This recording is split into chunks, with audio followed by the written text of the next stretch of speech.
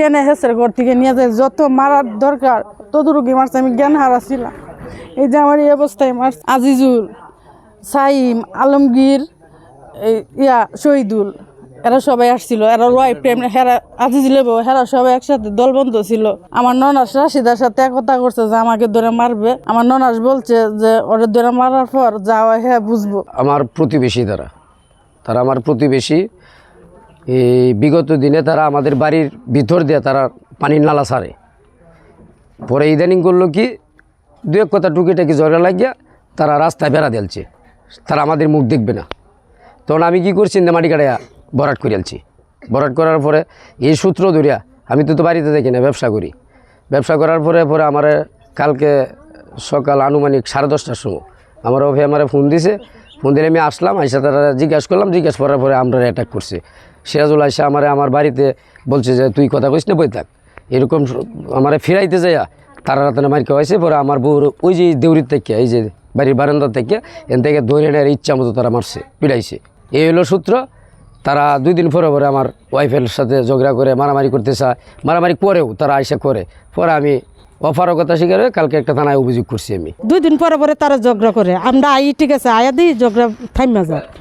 আবার কালকে যখন তারা ঝগড়া করতেছে, বাবিরে নিয়ে দৈরা মার দূর করছে, অনেক কিছু করছে, আমরা সবাই আসছি। আমরা তার গোষ্ঠী অবশ্যই আসতে পারি। কে যা আমাদের রাস্তা বন্ধ করে দিচ্ছে। 400-500 মানুষ এই দিক থেকে 300-400 মানুষ আইসা যাওয়া করে, তার আগে রাস্তা কাটতে ফেলাই দিচ্ছে।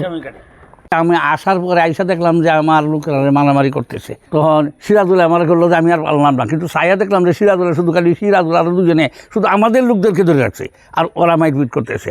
করার পরে হঠাৎ করে দাঁড়ায় দিচ্ছে এখান থেকে ওই যে আমার ভাতিজার বউ, এই ভাতিজার বউ যায় বাড়ির মালিক যে এই মহিলার ধরে তারা নিয়ে গেছে এখানে। আবার সেখান থেকে এটা নিয়ে এখানে আনছে। আমি হুড়াহুড়ি ফাত্তাফাত্তি কতক্ষণ হয়েছে, মারামারি হয়েছে আগেই, আমি আসার আগেই। কিন্তু এখান থেকে বাইরে দেখি যে একটা লোক এখানে মানুষ কয়েকটা দল হয়ে গেছে, কোদাল যা কুয়াকুকি করতেছে। তখন আমি জানতে পারলাম যে কেরা কুয়া সাহেব, পেশাটা বালক হয়ে উঠছে। তখন আমি জিজ্ঞাসা ডাকিয়া করলাম যে তোমরা কেউ সাহেবের গায়ে হাত দিও না, কেউ ফিরাইতে যাবে না, কারণ হ্যাঁ তখন যে কোনো সময় মারা যাইতে পারে। কাজে ঝগড়ার পরে এই মহিলারে দৌড়িয়া নিতে থাকা তারা মারতো। পরে আমি আইসি যে কাজ্যার ভাঙ্গে দিই আমরা, ঝগড়া যাতে না হোক। পরে ঝগড়া যাতে না হইলে বাদে আমি আইসি যে ফিরাইতাম, ফিরানির মধ্যে একটা লুহে আমার মুহে লাগতে মারছে আইজুল। আর কামড়টা কি কোন মহিলা কামড়া দিছে এটা কইতে পারি না, কি সে যে মেয়ে তারা 2 মাঝে আইসে দরবার লেগে তারে। রাস্তা আমার মাথায় অতিরিক্ত রাগ উঠছিল, আমি রাস্তা কাটছি। যেহেতু রাস্তাটা আমার বাপের নামে কাবলা করা, আমার দাদারা কাবলা করিতে গেছে, আমার বড় বাপে কবলা করিতে গেছে। আর আমার সামনে আমার আব্বারা গালাগালি করব। ছোটো থেকে বড় হয়েছে, আমার আব্বা কারোর সাথে এলাকায় কোনো সময় মারামারি করে নাই বা ঝগড়াঝাটি করে নাই। অশ্লীল পাশে যখন গালাগালি করছে তখন আমার মাথায় রাগ উঠছে, তখন আমি আবার গালাগালি করছি। গালাগালি করে আমি আয়া পড়ছি, আব্বা আমার ধরে নিয়েছে বাড়িতে। ঘরের কোনার মধ্যে গোবর ফালায় রাখছে। তখন আমি তার এই মহিলার স্বামীরে ডাকতেছি। 3টা ডাক দিয়ে যখন দিছি তখন আমি বুঝছি যে সে বাড়িতে না। কিন্তু ওই মহিলা আগে যে ঝগড়াটা হয়েছে ওই ঝগড়ার মধ্যে তার স্বামী বলছে যে কিরা দিয়ে রাখছি, আপনার সাথে আর কথা হইব না। তো তার মহিলার সাথে আমরা কোনো প্রশ্নই উঠে না। যখন আমি যাইতেছি তারা পুরান বাড়িতে কয়েকজন গার্জিয়ান এনে আমি দেখাই জিনিসটা। তখন হ্যাঁ ঘর থেকে বাইরেছে, বাইরে হারে কইতেছে এই লুচ্চার ঘরে লুচ্চা, তোর জিব্রা কাটতে অ্যালবাম, তোর মাথা সেটকে অ্যালবাম, খালিয়া বাড়ি তুই চিল্লাইসকে। কিন্তু আমি অন্য কোনো চিল্লাইছি না।